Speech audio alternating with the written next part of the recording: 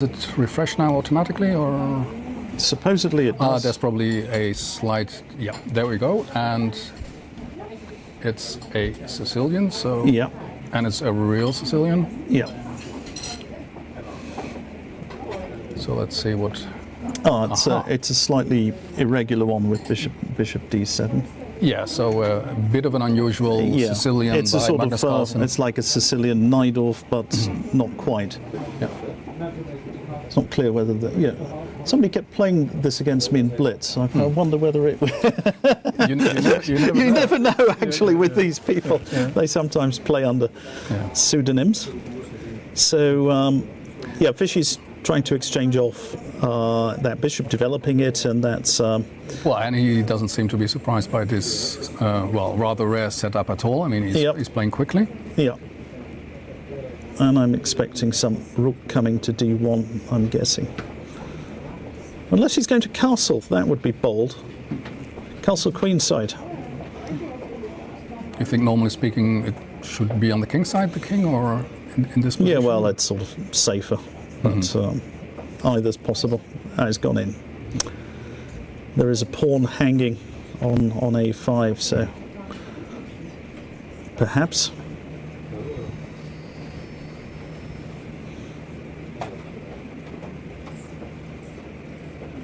So what are you going to do about that? I'm not sure. Not sure. Bishop takes d5, maybe, and b6. Is that too passive? Maybe it's too passive. Bishop takes d5 and b6, perhaps. Well, maybe you don't have a choice, do you? Yeah. Bishop takes d5 and knight b4 even. Yeah.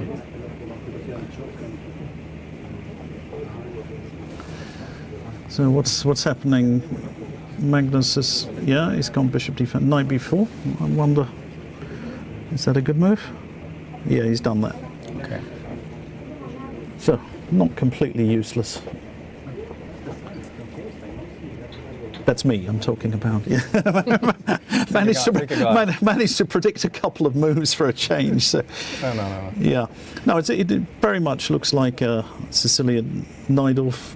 White's knight on b3 is not that well placed. On the other hand, the bishop on b5 could be nicely placed. It sort of controls some key squares, and it defends his queenside as well.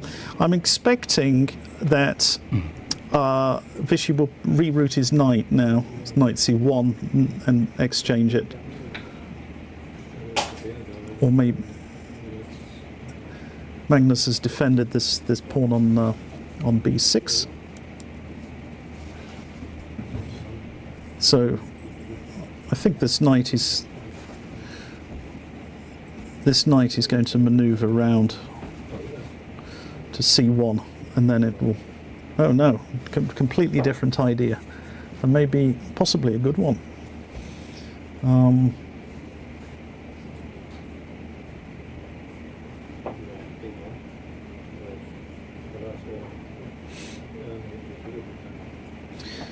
Well, it's difficult for White to make headway on the queen's side. So what would your plan be ideally? I think now we're going to see everything going. White will try and play f4. Magnus will put a bishop on g5, I guess, and then try and play f5 and try and expand on this side of the board. Interesting position.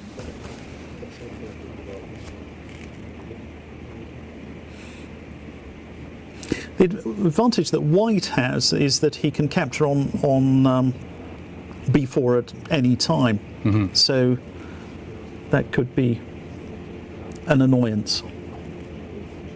King h1, very prophylactic move. But does Black have attacking chances on the king side at some point? Well, bishop g5, bishop f4. No, it's maybe Magnus is going to play like he played in the World Championship against Karyakin with some e4 sacrifice, but here it seems to make less sense. Okay. Oh, this is interesting because I think Vishy's going for a push now. Yes, that's why he took back with the a pawn. He was ready to make a sacrifice in the centre, but Magnus has avoided that. And now it's interesting because Vishy has a very powerful pass pawn on the queen side, but Magnus has play in the centre. So unbalanced position. I always get nervous. Well, both sides have got these passed pawns now on the 6th rank, so it's gone from being a slightly sterile position to one. Oh, that is an interesting choice, and I'm not sure I like that, because Vichy has conceded the long diagonal, and now it will be very difficult for him to put his rook in the corner.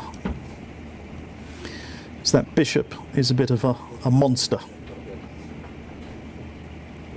But you always have to keep an eye on this A pawn. Yeah, but yeah. For the rest, it looks nice for black, doesn't it? Yeah, it does look nice for black. So this rook on e7 is both protecting this way and covering the other way as well. So keeping an eye on this. Oh! That pawn is getting dangerous. But I'm expecting I'm expecting an exchange sacrifice any moment.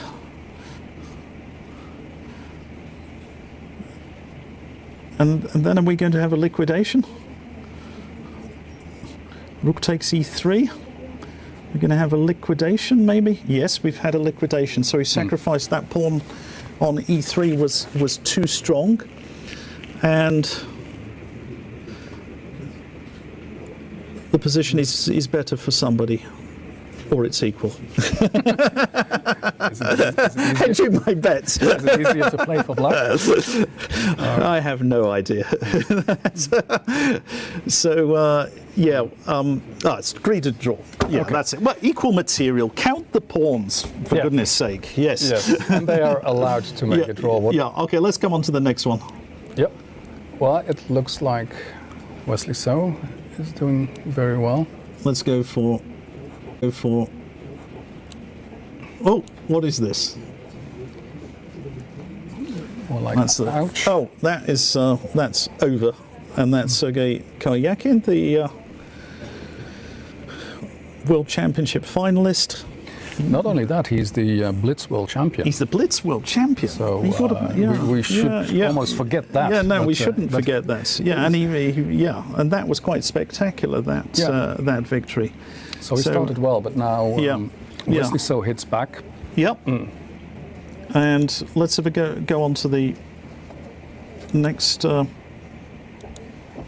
next one here. This was a draw. Hikaru Nakamura against Levon Aronian.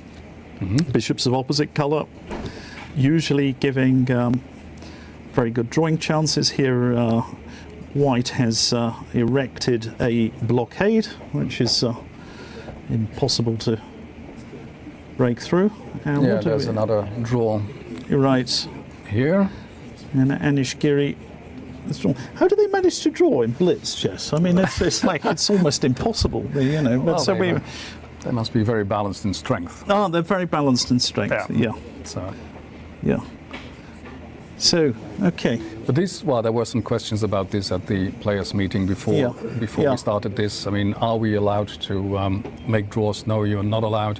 You're not allowed to speak, so you cannot offer a draw. Yeah. But you can make draws in the Blitz. Yeah. Well, this is a pretty drawish position, it has to be said. So all of these draws are reasonable draws, not chicken draws. No. And sorry, did I show this? Ah, wait. Keep touching my mouse. Yeah, so that was it. So Fabiano Caruana is not such a great blitz player in general, but yeah. I made the mistake at the Tradewise Gibraltar tournament. I was invited to join one team and they have a friendly Blitz tournament. But I was asked at a time when I'd already consumed one bottle of red wine, and On the same day. well, a couple of minutes before that. Then I had to play Fabiano Caruana. I was completely winning, but unfortunately the effects of that got to me. At some moment he took my queen, and I didn't notice that my queen was on prise. But yeah, And he took it anyway. He took it anyway. Anyway, so drinking and chess do not mix. Not recommended. But beating Maxime Vacher-Lagrave, that's a big scalp. Yep, that's right. And, so two wins. Yep. Which means that Levin Aronian, he's in the lead alone with 1.5 from 2. Yep. And then there's a bunch of... No, wait. Okay, we're going to take a mini break. Yeah.